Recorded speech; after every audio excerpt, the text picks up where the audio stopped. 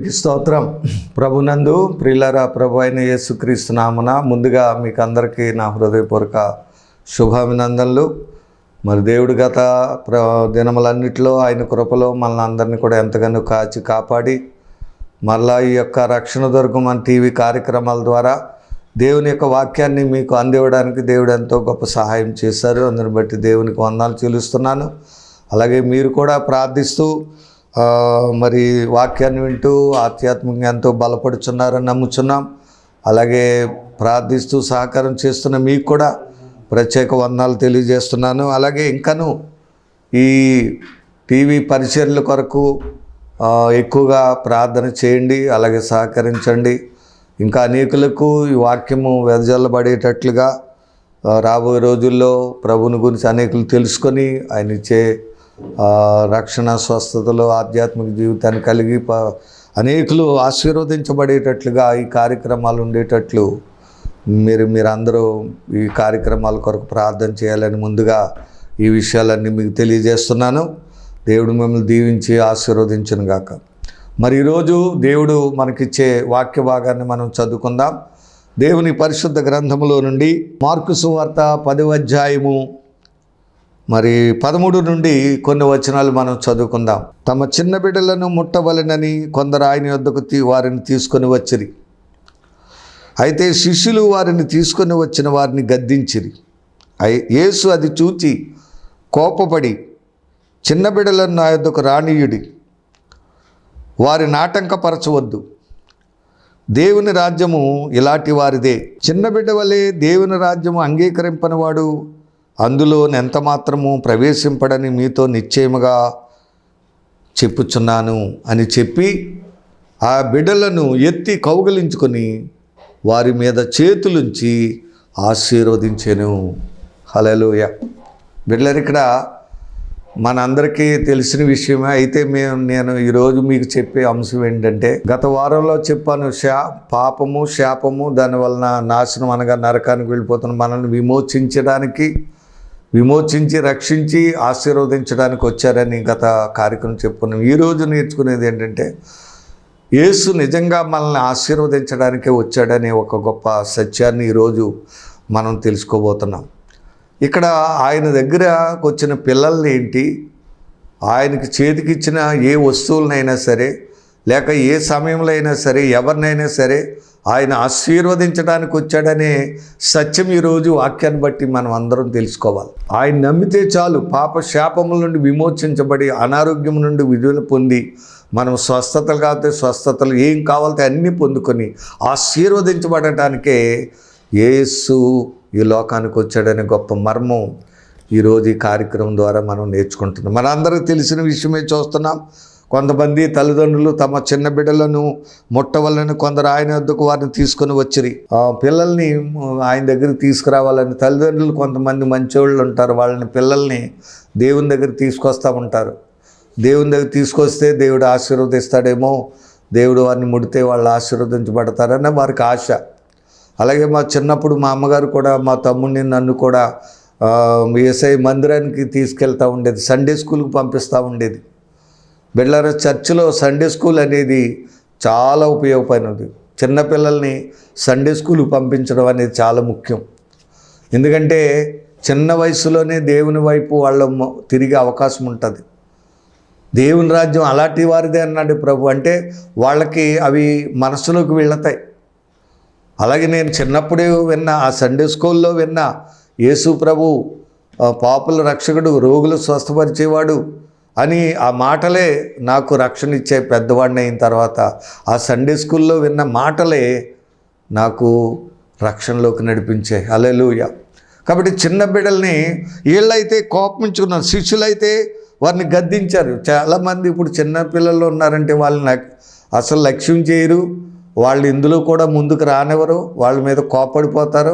మీకు ఎందుకు ఆ విషయాలన్నీ అంటారు, ఇప్పుడే మీకు ఎందుకు అవన్నీ అంటారు, లేకపోతే మీరు అల్లరి చేసేవారు అంటారు, వీళ్ళు వాక్యం వింటారు ఏంటని వాళ్ళని పెద్దోళ్ళు, కొంతమంది సంఘ పెద్దలు కట్ట వాళ్ళని కోపంతో వాళ్ళని కిక్కురుమనివ్వకుండా అవసరమైతే బయటకు కూడా పంపించేసే విధానంలో కొన్ని చర్చిలు కొంతమంది సభ్యులు ప్రవర్తిస్తారు. కానీ అది పద్ధతి కాదు. దేవుని సన్నిధికి పిల్లల్ని మనం రానివ్వాలి. ఎందుకంటే అలాంటి వారిదే దేవుని రాజ్యం. హల్లెలూయా, వారిదే దేవుని రాజ్యం. ఇక్కడ చూడండి, చిన్న బిడ్డలను నా యొద్దకు రానియ్యుడి, వారిని ఆటంకపరచవద్దు. తర్వాత దేవుని రాజ్యము ఇలాంటి వారిదే.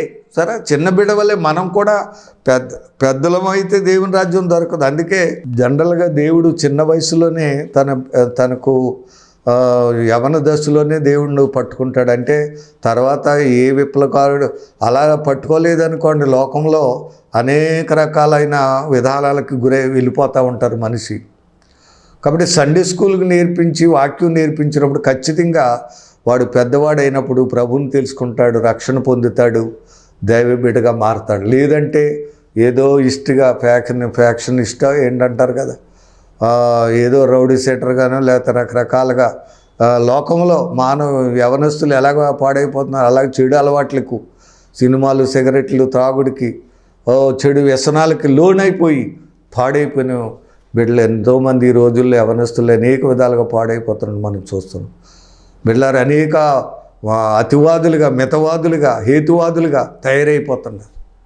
కాబట్టి చిన్నప్పుడే ప్రభు దగ్గర తీసుకురావడం అనేది చాలా మంచిది. ఎందుకంటే దేవుని రాజ్యం ఇలాంటి వారిదే. అంతేకాదు, చిన్న బిడ్డ వలె దేవుని రాజ్యం అంగీకరింపని వాడు అందులో ఎంత మాత్రం ప్రవేశింపడని మీతో నిశ్చయముగా చెప్పుచున్నాను. సరే, పెద్దవారిని కూడా అంటున్నాడు. ఏమన్నాడంటే, చిన్న బిడ్డ వలె మీరు కూడా ఆ చిన్న బిడ్డలాగా ఉండాలి, మార్పు చెందాలి, చిన్న బిడ్డ అవ్వాలి, అప్పుడే కానీ మీకు పరలోకం దొరకదన్నాడు. ఒకసారి యేసుప్రభు వారు కూడా పరలోక రాజ్యంలో ఎవరు గొప్పవారని శిష్యులు అనుకుంటూ ఉంటే, అప్పుడు ఒక చిన్న బిడ్డని తీసుకొచ్చి ఆయన వారి మధ్య నిలబెట్టి, ఇదిగో మీరందరూ కూడా మార్పు చెంది ఈ బిడ్డ వల్లే అయితేనే కానీ మీరు దేవుని రాజ్యంలో చేరుకోరు అని చెప్పారు. సరే, మనం చిన్న బిడ్డ వల్లే దేవుని వాక్యాన్ని అంగీకరించాలి. మనం ఏమీ తెలియని వారి వలె మరి దైవజనుడు చెప్పినప్పుడు, దేవకుడు చెప్పినప్పుడు దాన్ని అంగీకరిస్తే ఖచ్చితంగా దేవుని రాజ్యం దొరుకుతుంది. లేదంటారా, మనము దేవుని రాజ్యంలో ఎంత మాత్రం కూడా ప్రవేశింపడని మీతో నిశ్చయంగా చెప్తూ. కాబట్టి ఇక్కడ దేవుని రాజ్యంలో చేరాలంటే దేవుని రాజ్యం చిన్నపిల్లలదే, ఇలాంటి వారిదే అని చెప్పడమే కాదు, మనం కూడా అలాంటి వారమైతేనే కానీ దేవుని రాజ్యంలో చేరలేం, మార్పు చెందితేనే కానీ అనే చక్కటి విషయాలు ఇక్కడ ఉన్నాయి. కాబట్టి చిన్న బిడ్డల విషయంలో సంఘము ఒక ప్రత్యేక శ్రద్ధ వహించాలి. అలాగే తల్లిదండ్రులు కూడా చిన్న బిడ్డలప్పుడే వారి ఎడల దైవికంగా ఒక శ్రద్ధ వహించి చర్చిలకి, సండే స్కూల్ కట్ట నడిపించినప్పుడు ఖచ్చితంగా ఆ ఇంట్లో ఆ బిడ్డలను దేవుడు ఎంతగానో ఆశీర్వదిస్తాడు. ఇది చూడండి, వాడిని వచ్చిందని చెప్పి ఆ బిడ్డలను ఎత్తి కౌగిలించుకొని, సరే ఎంత ప్రేమమేడో చూడండి, అంత ప్రేమ. చిన్న బిడ్డలంటే ఆయనకి ఎంతో ప్రేమ. చిన్న వయసులోనే దేవుని దగ్గర తీసుకొచ్చినప్పుడు ఖచ్చితంగా ఆ బిడ్డలను ఎత్తి కౌగిలించుకొని వారి మీద చేతులుంచి వారిని ఆశీర్వదించాడు. హల్లెలూయా. కాబట్టి ఇక్కడ మనం నేర్చుకుంటున్నాం, నీ బిడ్డలను ఆశీర్వదించేవాడు దేవుడు, నీ ఇంటిని ఆశీర్వదించేవాడు యేసయ్య, నీ బిడ్డలను ఆశీర్వదించేవాడు యేసయ్య, నీ కలిగిందంతటిని కూడా ఆశీర్వదించేవాడు యేసయ్య. ఆయన నీ ఇంటిలోకి వస్తే చాలు, మరి నీ ఇల్లు ఆశీర్వదించబడుతుంది. యేసయ్య ఉన్న ఇల్లు, ప్రతి ఇల్లు ఆశీర్వదించబడుతుందండి.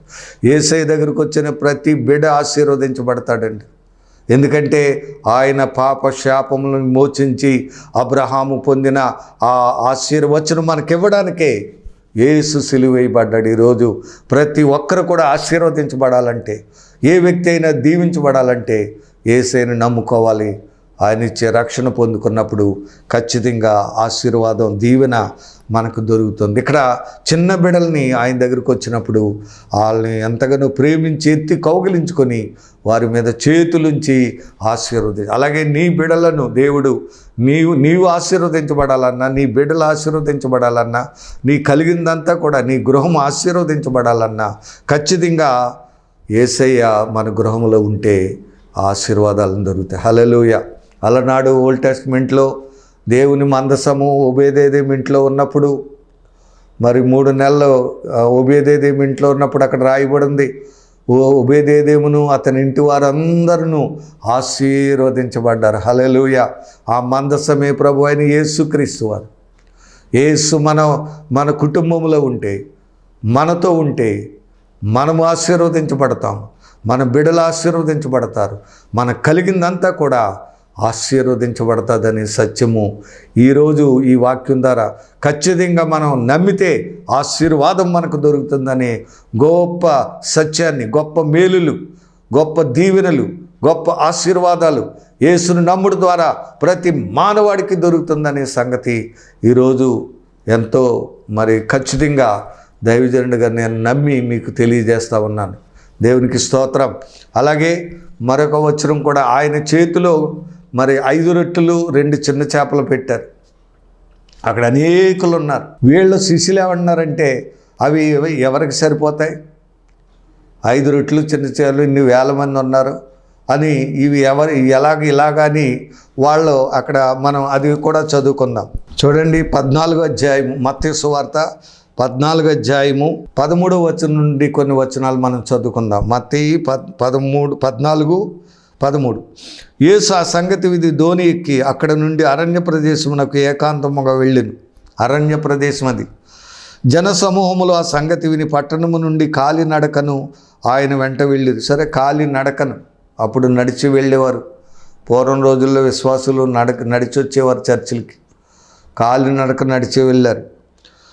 ఆయన వచ్చి ఆ గొప్ప సమూహములను చూచి వారి మీద కనికరపడి వారిలో రోగులైన వారిని స్వస్థపరిచింది. సాయంకాలం అయినప్పుడు శిష్యులు ఆయన వద్దకు వచ్చి, ఇది అరణ్య ప్రదేశము, ఇప్పటికే ప్రొద్దుపోయేను. ఈ జనులు గ్రామంలోనికి వెళ్ళి భోజన పదార్థం కొనుటకై వారిని పంపివేయమని చెప్పిరి. యేసు వారు వెళ్ళనక్కర్లేదు, మీరే వారికి భోజనం పెట్టుడని వారితో చెప్పాను. హల్లెలూయా. వీళ్ళు భోజనానికి చీకటి పడిపోతుంది, దూరం భోజనానికి అరణ్య ప్రదేశం, ఇక్కడ ఏమి మన దగ్గర ఏమి లేవు, కాబట్టి వారిని పంపించేయండి అంటున్నారు. ఈ జనులు గ్రామంలోనికి వెళ్ళి భోజన పదార్థాలు కొనుక్కుంటే వారిని పంపివేయమని చెప్పిరి. పంపించేయడమే. అయితే ప్రభు అన్నాడు, వారు వెళ్ళనక్కర్లేదు, మీరే వారికి భోజనం పెట్టుడని చెప్పగా, వారు ఇక్కడ మన యొద్ద 5 రొట్టెలు 2 చేపలను తప్ప మరి ఏమీ లేదని ఆయనతో చెప్పిరి. సరే, 5 రొట్టెలు 2 చిన్న చేపలు, అవి తప్ప ఇంకేమీ లేవు అని చెప్పారు. చెప్పినప్పుడు యేసు అందుకు ఆయన వాటిని నా యొద్దకు తెండని చెప్పి పచ్చిక మీద కూర్చుండడని జనులకు ఆజ్ఞాపించి ఆ 5 రొట్టెలు 2 చేపలు పట్టుకొని ఆకాశం వైపు కన్నులెత్తి ఆశీర్వదించి, హల్లెలూయా. సరే, ఆయన చేతికిచ్చిన ఆహారాన్ని ఏం చేస్తున్నాడు? ఆయన ఆశీర్వదించి ఆ రొట్టెలు విరిచి శిష్యులకి ఇచ్చాను. రొట్టెలు ఇలా విరిచి వడ్డించడం అన్నమాట. రొట్టెలు ఆశీర్వదించనే మాట స్తోత్రం చేసి అని ఉంది. స్తోత్రం చెప్పారు. ఆశీర్వదించాడంటే స్తోత్రం చెప్పారు. ఆయన స్తోత్రం చెప్పినప్పుడు ఆశీర్వదించబడింది అన్నమాట. అలాగే మనకు కూడా ఆహార పదార్థం ఏది ఇచ్చినా, లేకపోతే పానీయం ఇచ్చినా, ఏది ఇచ్చినా ఏం చెప్పుకుని తినాలి, తాగాలి, స్తోత్రం చెప్పుకుని తిని తాగాలి. అంతేగాని పెట్టిందే తడుగా తినేయటం కాదు. స్తోత్రం చెప్పకుండా ఏది తినకూడదు, ఏది తాగకూడదు. అప్పుడే అది ఆశీర్వదించబడుతుంది. ప్రభువా నీకు స్తోత్రం అని చెప్పినప్పుడు దాన్ని దేవుడు ఆశీర్వదిస్తాడు. ప్రభువా ఈ ఆహారం బట్టి నీకు స్తోత్రం, ఈ నీళ్లను బట్టి నీకు స్తోత్రం, ఈ గృహం బట్టి నీకు స్తోత్రం. చక్కటి ఏది ఇచ్చినా సరే దేవునికి స్తోత్రం చెప్పుకుని దాన్ని మనం ఉపయోగించినప్పుడు దేవుడు దాన్ని ఆశీర్వదిస్తాడు. ఇక్కడ కూడా 5 రొట్టెలను ఆశీర్వదించి ఆ రొట్టెలను విరిచి శిష్యులకు ఇచ్చాను.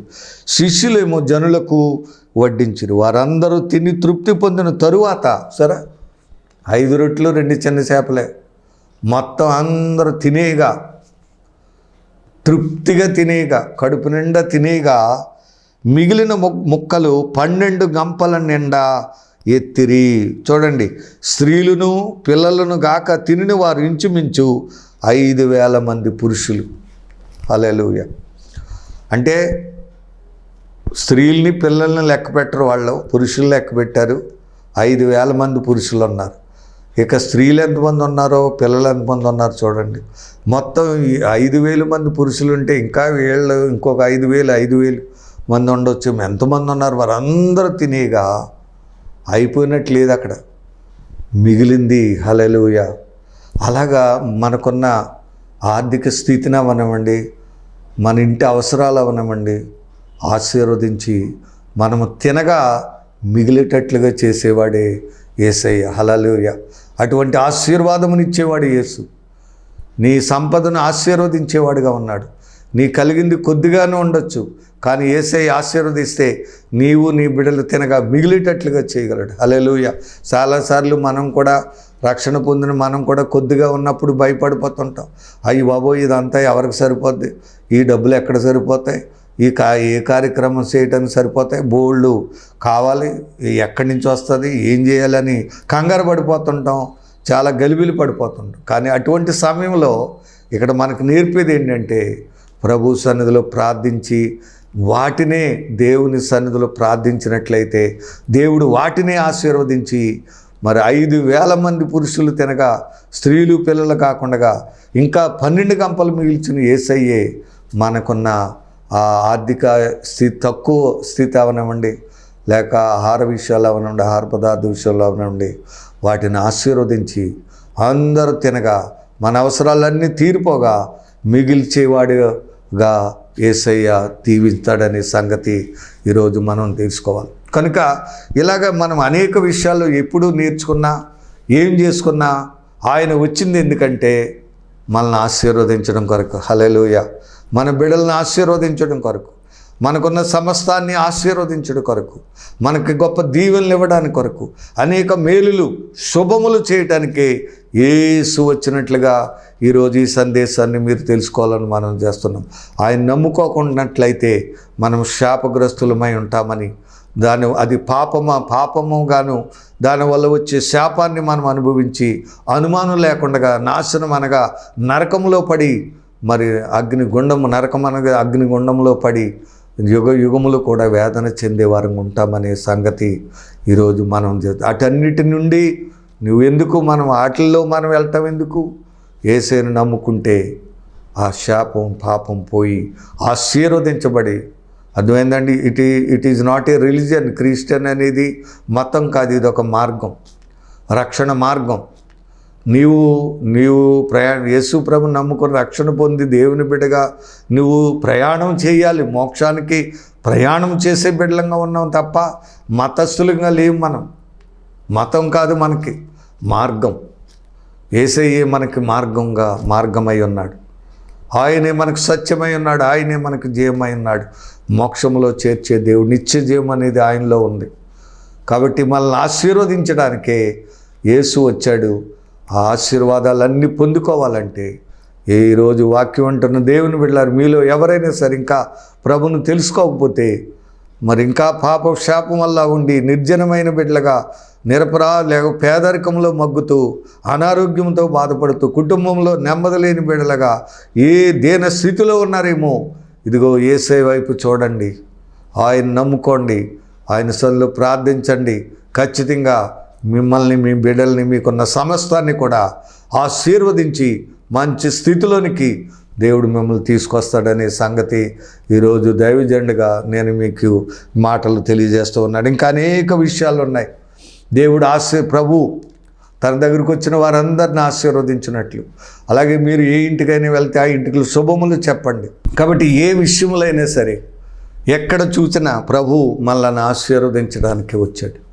ఆయన నమ్మితే నీకు దీవెన కలుగుతుంది, నీకు ఆశీర్వాదం కలుగుతుంది. ఇప్పుడు దాకా ఒకవేళ నువ్వు ఆశీర్వాదం లేకుండా తోకగా ఉన్నావేమో, లేక క్రిందివాడిగా ఉన్నావేమో, తోక వలె ఉన్నావు, లేక అప్పు తెచ్చేవాడిగా ఉన్నావేమో.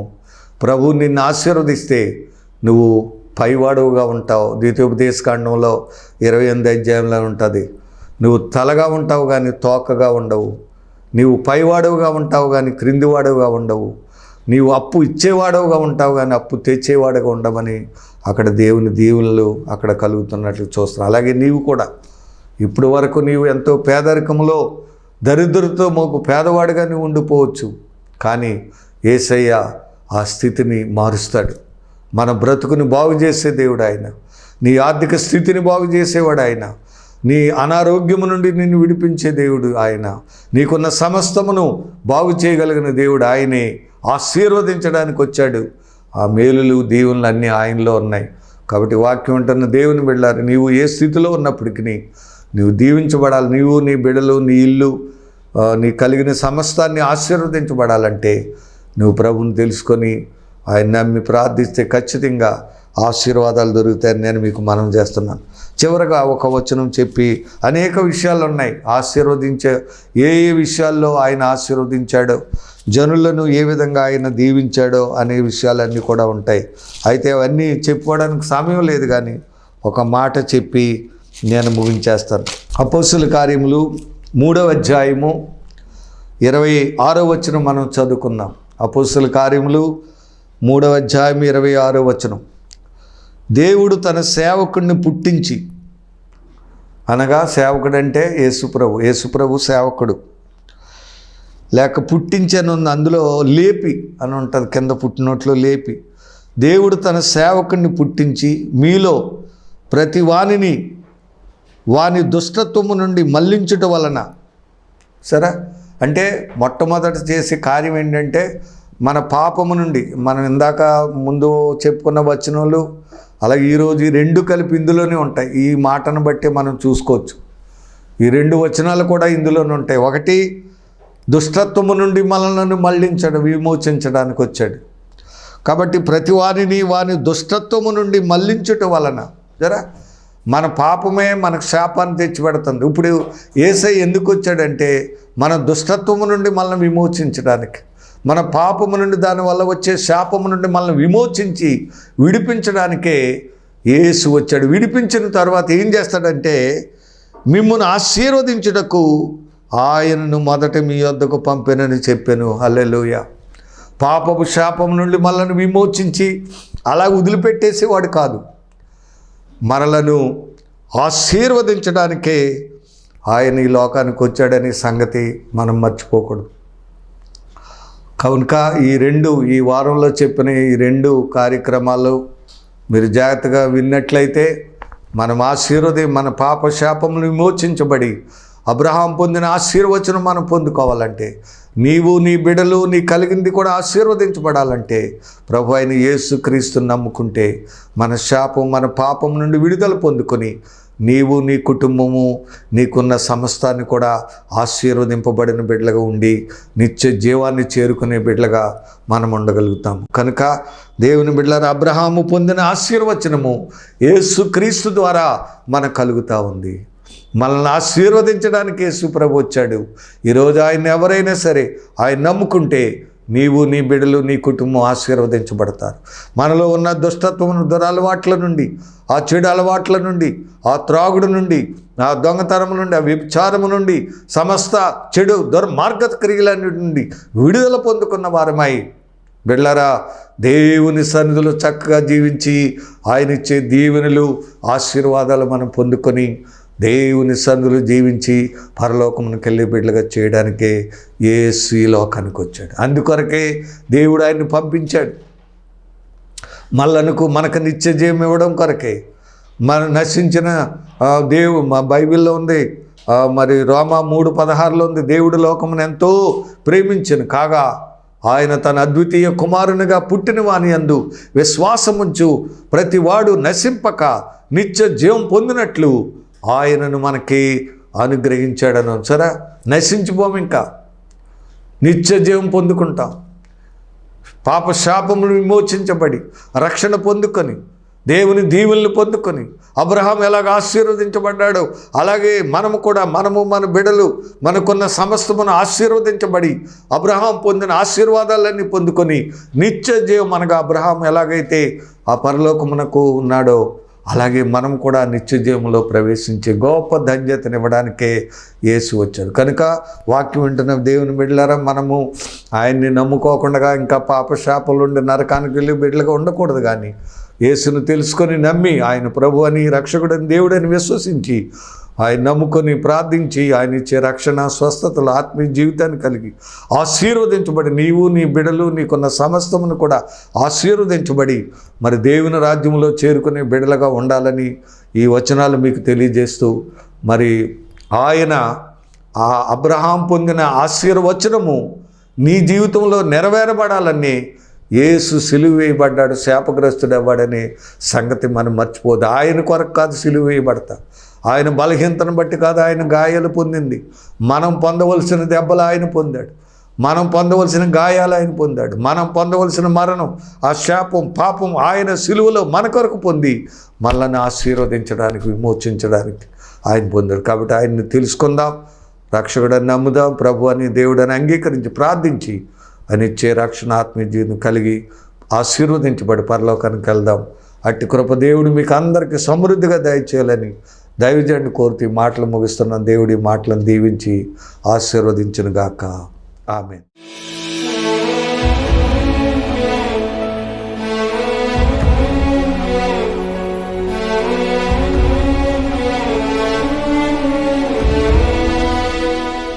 పరమ తండ్రి, గత కార్యక్రమంలోనేమి అలాగే ఈ కార్యక్రమంలో కూడా ఈరోజు ఒక ప్రత్యేక సందేశాలు మీరు మాకు ఇచ్చినందుకే నీకు వందనాలు చెల్లిస్తున్నాం. అవును ప్రభు, మానవులైన మేము నాయన శాపగ్రస్తులు, అంటే పాపము దానివల్ల వచ్చే శాపాన్ని పొందుకొని పనికిరాని చెట్లు వలె, పనికిరాని నిర్జన భూముల వలె, ఏ ఫలితము లేని బిడలంగా, ఏమి అభివృద్ధి చెందని వారంగా, ఏ రకమైన మేలు పొందని వారంగా మేము ఉన్నట్లుగా నీ వాక్యం ద్వారా మీరు మాతో మాట్లాడారు తండ్రి. అట్టి మానవాళిమైన మమ్మల్ని నాయన మేము ఆశీర్వదించబడాలి, పాప శాపమును విమోచించబడాలని ఆశీర్వదించి పరలోకమునకు తీసుకెళ్లాలని ఉద్దేశించి నీ కుమారుని లోకానికి పంపించి మా నిమిత్తం సిలువ వేయించి శాపమును, ఆ పాపాన్ని ఆయన భరించి ఆ దాన్ని ఆయనను మమ్మల్ని ఆ శాప పాపమును విమోచించి మమ్మల్ని ఆశీర్వదించి నిత్య జీవంలోనికి నడిపించడానికే నీ కుమారుని మీరు పంపించి సిలువ వేయించావు. నీకు వందనాలు చెల్లిస్తున్నాం. కాబట్టి ఈరోజు వాక్యం వినడం బిడ్డలు ఎవరైనా సరే ఆయన ప్రభు అని, రక్షకుడని విశ్వసించి నమ్మినట్టయితే వారందరూ రక్షణ దొరుకుతుంది. కాబట్టి వాక్యం వింటున్న బిడ్డలు ఎవరైనా సరే ఈరోజు ఆయన్ని నిన్ను తెలుసుకొని నువ్వు రక్షకుడు అని, ప్రభు అని, యేసుక్రీస్తు అందరికీ ప్రభువు, లోక రక్షకుడని వాక్యం వింటున్న ఎవరైనా సరే నమ్మితే వారి పాప శాపములను విమోచించబడి వారు, వారి బిడ్డలు వారి కలిగింది ఆశీర్వదించబడి అభివృద్ధిలోకి వస్తారనే సంగతి తెలుసుకొని నమ్మి వారు కూడా ఆశీర్వదించబడటానికి, దీవించబడటానికి, వారి పిల్లలు గొప్ప అభివృద్ధిలోకి రావడానికి, మంచి చదువులు చదువుకొని ఉన్నత విద్యను అభ్యసించి అక్కడి స్థితిని కలిగి వారు, వారి బిడ్డలు కూడా ఒక మంచి ఈవులు ఇచ్చే దేవుడు నీవే తండ్రి. శ్రేష్టమైన ఈవులు ఇచ్చే దేవుడు నీవే. అలాంటి దీవుల ఆశీర్వాదాలు పొందుకొని వారు, వారి బిడ్డలందరూ ముందుకు సాగిపోవడానికి సహాయం చేయండి. విన్న వాక్యం అందరి హృదయాల్లో పడి అది నూరంతలుగా ఫలించిన కృప చూపించి మీరే మహిమ పొందమని ప్రార్థనకు ప్రతిఫలం దయచేయండి. అలాగే ఆర్థికంగా ఎవరు అప్పులు, బాధలో, ఇరుకులు, ఇబ్బందులు, నాయన ఆదాయం లేక అనేక అప్పులతో బాధపడుతున్న వారు ఉన్నారు తండ్రి. వారిని మీరు దర్శించి వారికి అనేక రకాల ఆదాయం ఇచ్చి ఏ అప్పు లేని వారికి చేయగల దేవుడు ప్రభువా. అలాగే ఆశీర్వదించమని కూడా ప్రార్థిస్తూ ప్రార్థనకు ప్రతిఫలం దయచేయని వేడుకుంటూ మా ప్రభువును రక్షకుడైన యేసు నామమును అడిగి వేడుకొనుచున్నాము తండ్రి. ఆమేన్. God bless you. దేవుడు మిమ్మల్ని దీవించును గాక. అందరికీ వందనాలు. Thank you.